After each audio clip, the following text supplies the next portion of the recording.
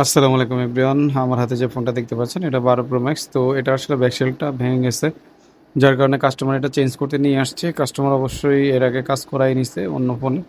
তো তখনই উনি এটা কনফার্ম হয়ে গেছে যে এটা ব্যাকসেলটা চেঞ্জ করতে কেমন কি খরচ করতে পারে এবং কত সময় লাগবে।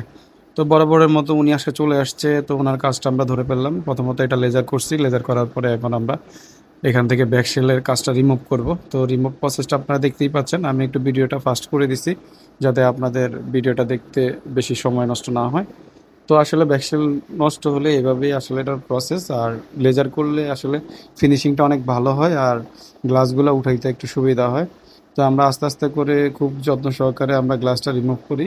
রিমুভ করার পর আমরা নতুন একটা গ্লাস এটাতে ইনস্টল করব। তো অবশ্যই আপনাদের জ্ঞাতার্থে বলে দেই যে এটা আসলে মার্কেট অরিজিনাল গ্লাস আছে, একদম অথেন্টিক অরিজিনাল গ্লাস আছে, কপিও আছে। তো উনি অরিজিনালটা লাগাবে। তো